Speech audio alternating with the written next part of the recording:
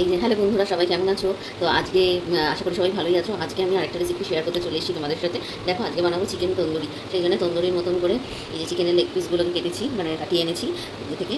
আর এখানে হচ্ছে এই যে বডির পিসগুলো কাটিয়েছি। তো এর মধ্যে আমি ধুয়ে নিয়ে ভিনিগার মাখিয়েছি। একটু পর থেকে শুরু করলাম। আর এর মধ্যে হলুদ নুন, পরিমাণ মতো নুন, একটু হলুদ গুঁড়ো আর একটু কাশ্মীরি লঙ্কার গুঁড়ো আর যেগুলো দিচ্ছি সেগুলো তোমরা দেখতে থাকো। এই যে দেখো, এর মধ্যে দিচ্ছি একটু লঙ্কার গুঁড়ো আর একটু, প্রথমে দিয়েছিলাম ওটা কাশ্মীরি লঙ্কার গুঁড়ো, এরপরে দিলাম লাল লঙ্কা গুঁড়ো, মানে লঙ্কা গুঁড়ো। এরপরে দেবো একটু ধনে গুঁড়ো, দিয়ে দিলাম।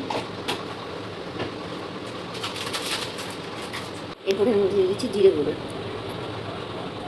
তারপরে দেবো টক দই। এরপরের মধ্যে দিয়ে দেবো টক দই। ভালো করে দেখো, টক দই দিয়ে দিচ্ছি। এরপরের মধ্যে দেবো সেটা হচ্ছে কি তন্দুরি মশলা।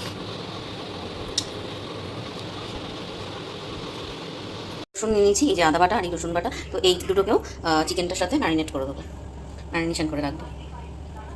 আর এখানে যে পেঁয়াজগুলো নিয়েছি, এই পেঁয়াজগুলোকে গোটাই রাখবো। তো দেখো কী করছি এই পেঁয়াজগুলোর সাথে। এই যে দেখো, এবার পেঁয়াজগুলোকে আমি নিচটাতে দিয়ে দিয়েছি, মাখিয়ে মশলা মাখিয়ে দিয়ে এর উপরে র্যাকগুলোকে দিচ্ছি।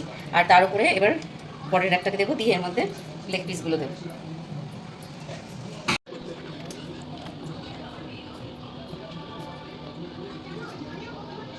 বললেন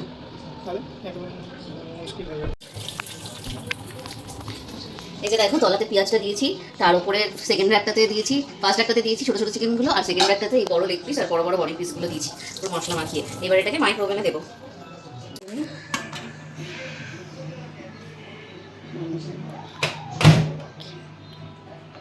মাইক্রোওয়েভ প্লাস গ্রিল যেটা রয়েছে, তো এইটা দিচ্ছি সেট করে, এটা দিচ্ছি 30 মিনিটের জন্য। দিয়ে স্টার্ট।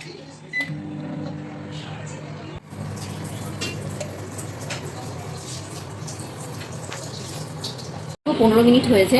তো 15 মিনিট পরে আমি আবার একটু খুলে দেখছি। তো খুলে দেখলে দেখো, এই দেখো মোটামুটি হয়েছে অনেকটাই। তো তারপরে আবার একটু এই পাশগুলোকে উল্টে দেবো, এটা বাইরে বার করে উল্টাবো। এই যে দেখো, 15 মিনিট পরে জিনিসটাকে বার করেছি। এবার দিয়ে এগুলোকে আমি উল্টে দেবো, চিকেনগুলোকে।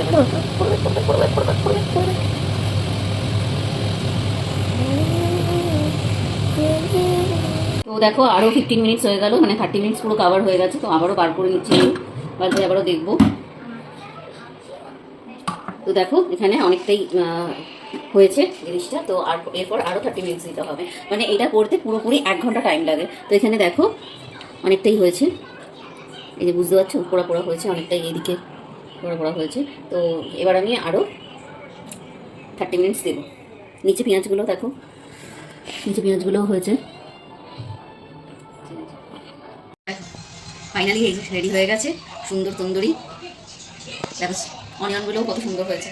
এখানেও দেখো, তোমাদের দেখাই, এখনও আছে গ্রিলে। দেখো চিকেন তন্দুরিটা রেডি হয়ে গেল। তো তোমাদের তো দেখালামই কতটা জুসি হয়েছে, দেখতেও সুন্দর হয়েছে। তো তোমার আমার ভিডিওটা কেমন লাগলো অবশ্যই জানিও। যদি ভালো লাগে আমার চ্যানেলটাকে সাবস্ক্রাইব করো আর আমার লাইক কমেন্ট করো। চলো টাটা আজকের মতো।